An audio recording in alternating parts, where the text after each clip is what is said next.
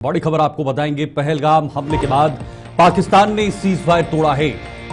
पहलगाम हमले के बाद एक बार फिर से पाकिस्तान ने सीज फायर तोड़ने का काम किया है। एलओसी और आईबी के नजदीक बसे लोग सतर्क हो गए, अलर्ट हो गए और पहले से बने बंकरों को भी साफ किया जा रहा है, हटाया जा रहा है और पलायन की आशंका के मद्देनजर प्रशासन भी इस वक्त तैयार नजर आ रहा है, क्योंकि भारत पाकिस्तान के बीच तनाव की स्थिति बनी हुई है, जिस वजह से जो बॉर्डर के इलाके में रहने वाले लोग हैं वो इस वक्त अलर्ट मोड पर नजर आ रहे हैं। और जिस प्रकार से पाकिस्तान ने एक बार फिर से बेशर्मी की हदें पार की हैं और सीज फायर का उल्लंघन किया है, उसके बाद वहां पर जो रहने वाले लोग हैं वो पूरी तरह से इस वक्त अलर्ट हैं, अलर्ट मोड पर हैं और पलायन की स्थिति भी वहां पर देखने को मिल सकती है, क्योंकि भारत पाकिस्तान के बीच जो सिंधु जल समझौता था उसको बंद करने के बाद पाकिस्तान की तरफ से लगातार बयानबाजी और जंग को न्योता देने जैसी बातें हो रही हैं। उसके बाद जो बॉर्डर के इलाके के लोग हैं वो डरे हैं, सहमे हैं और उनके अंदर भी कहीं ना कहीं ऐसी चिंता है कि कहीं भारत पाकिस्तान के बीच ऐसी स्थिति ना पैदा हो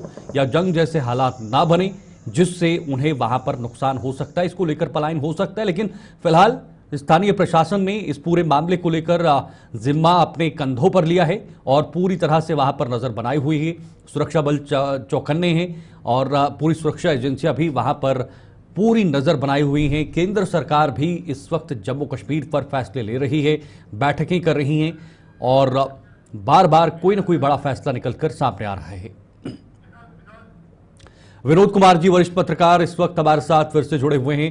विनोद जी, अक्सर हम बात कर रहे हैं भारत पाकिस्तान के बीच की स्थिति को लेकर जो तनाव बढ़ रहा है और भारत तो फैसले लेने में सक्षम है और फैसले ले भी रहा है, लेकिन पाकिस्तान जिस तरह से बौखलाया है, पाकिस्तान अपनी जो बेशर्मी है उसकी हदें पूरी तरह से पार कर रहा है।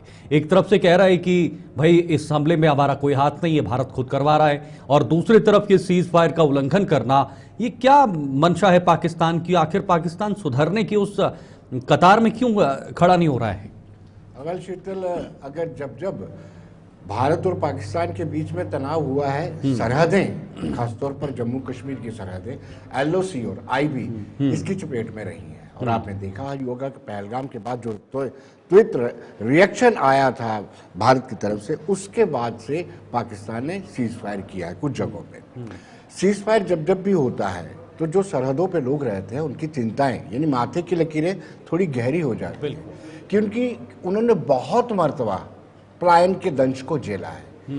हम गिनती नहीं कर सकते हैं कि कितनी बार उन्होंने अपने घरों को छोड़ करके सेफर प्लेसेस में आकर के रहे हैं और एक बड़े बड़े हॉल में रहते हैं, जो वहीं पर उनको एजुकेशन भी दी जाती है, राशन पानी की व्यवस्था की जाती है। अब जैसे तनाव बने हुए हैं तो स्वाभाविक सी बात है, हालांकि पैनिक होने की कोई जरूरत नहीं है, लेकिन यह है कि जो मोर्चे बंद पड़े हुए थे, जो बंकर बनाए हुए थे सेफर प्लेसेस के लिए, या कोई ऐसी अनटूवर्ड इंसिडेंट होता है तो उस बंकर्स को साफ किया जा रहा है, लेकिन प्रशासन की तरफ से पुख्ता बंदोबस्त किया जा रहा है। कुछ खुद आश्वासन दिया जा रहा है कि आप चिंता मत कीजिए, क्योंकि एडमिनिस्ट्रेशन के पास एक कंटीजेंसी प्लान रहता है कि अगर कोई सीज फायर वायलेशन होती है, पलायन की स्थिति बनती है, तो किस गांव को, कितने गांव को कहां पे ठहराया जाएगा। इसलिए पैनिक होने की जरूरत नहीं है, लेकिन सतर्कता जरूर बरतनी चाहिए। ऐसी जगहों पर, ऐसी सिचुएशंस में विनोद जी, भारत ने कई बार शांति का जो परिचय है वो दिया है, समझदारी का परिचय दिया है, लेकिन क्या पाकिस्तान पर भरोसा किया जा सकता है? पाकिस्तान के जो बड़े बड़े नेता हैं, जो वहां के प्रतिनिधि हैं, वो आकर कह रहे हैं कि पानी नहीं बहेगा तो आपका खून बहेगा, जंग जैसे हालात हैं, जंग करेंगे। ये गीदड़ भपकिया वहां से देना, क्या पाकिस्तान की मंशा पर भरोसा किया जा सकता है? आपके भरोसे की बात करना चाहता हूं। पाकिस्तान पर कतई भी भरोसा नहीं किया जा सकता। वो भरोसे के हम दो ऐसे पहलू आपको बताते हैं कि स्वर्गीय अटल बिहारी वाजपेयी बतौर प्रधानमंत्री लाहौर बस लेकर के गए थे। देखिए कितना उन्होंने एक प्रयत्न किया था, बीइंग ए बिग ब्रदर्स, हम बड़े भाई की तरह भूमिका निभा रहे थे, और पिछले से कारगिल मिला।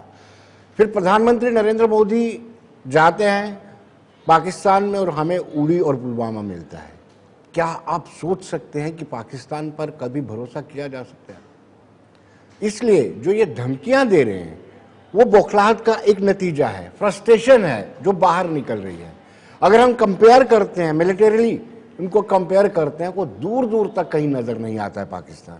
और दूसरा, रिश्तों की बात करें, शीतल, ऐसी कोई बड़ी कंट्री नहीं है जो खुलकर हमारा समर्थन नहीं कर रही है। यूएस, रशिया हो, इजराइल हो, कोई बड़ी कंट्री सारी की सब हमारे साथ खड़ी है और पाकिस्तान के साथ सिफर है। तो ऐसे में पाकिस्तान का इस तरह का बुकरात कहना कि अगर पानी नहीं देंगे खून की नदियां बहेंगी, क्या ये पॉसिबल है? क्या हमारी सेना रिपब्लिक डे परेड के लिए बनी हुई है? वहां पर बातचीत हो रही है, वो चीन के साथ बातचीत करने की कोशिश भी कर रहे हैं, कूटनीतिक तरीके से भारत को जवाब दिया जाए, अगर भारत ने पानी रोका है तो हम चीन से कहेंगे वो आपका पानी रोक दें। क्या ऐसी संभावनाएं या ऐसा पॉसिबल है, ऐसा मुमकिन है? क्योंकि चीन और भारत के बीच ऐसा कोई एग्रीमेंट नहीं है, भारत पाकिस्तान के बीच एग्रीमेंट है और हालात भी तनावपूर्ण भारत पाकिस्तान के बीच में ही है।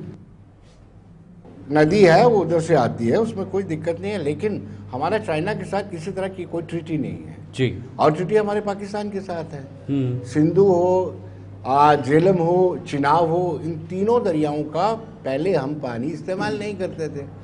कल से सिचुएशन ऐसी है कि हमने टाइट करना शुरू कर दिया है, पानी के फ्लो को कम कर दिया है। आहिस्ता आहिस्ता उनको नजर आ रहा है कि गुर्बत में, जैसे शीतल आपने देखा हुआ कुछ रोज पहले, कुछ महीने पहले कह लें कि आटे को लेकर के कत्ल करते नजर आए थे। ये वही कंट्री है।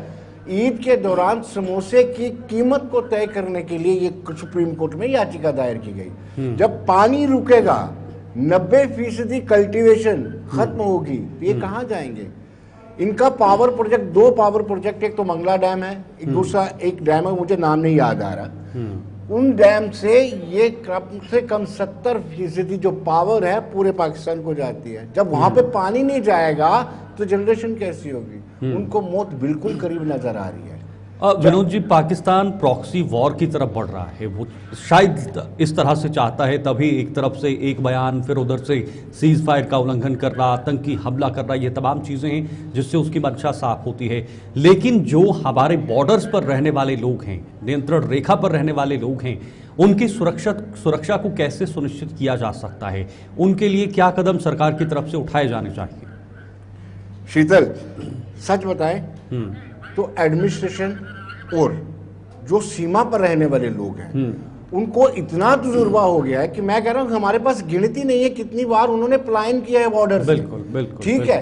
अब तो फिक्स चीजें हैं कि अगर उस जगह पे फायरिंग होती है, गांव वालों को भी पता है कि हमने सेफर प्लेसेस कहां पे जाना है, किस स्कूल में हमारा नंबर आएगा, किस स्कूल की बिल्डिंग में हमारा नंबर आएगा।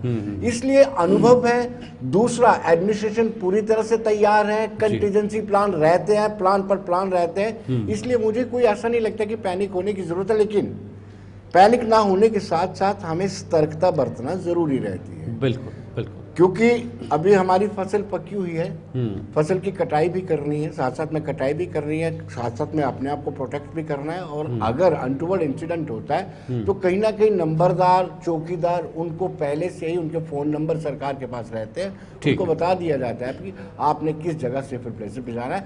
और खाद्य सामग्री, खाने पीने की व्यवस्था सरकार कर लेती है। ठीक है, बहुत बहुत शुक्रिया आपका विनोद जी हमारे साथ ज्वाइन होने के लिए। विनोद कुमार जी वरिष्ठ पत्रकार हमारे साथ जुड़े हुए थे। और फिलहाल ये भी एक बड़ी चुनौती है कि कैसे बॉर्डर में रह रहे लोगों को सुरक्षित रखा जाए, उनकी सुरक्षा सुनिश्चित किया जाए, क्योंकि पाकिस्तान जैसे देश पर भरोसा नहीं किया जा सकता। जिस प्रकार से पाकिस्तान ने 1990 या जब से पाकिस्तान अलग हुआ है तब से लेकर आज तक रिश्ते निभाए हैं, पाकिस्तान की मंशा को बदलना कोई आसान काम नहीं है।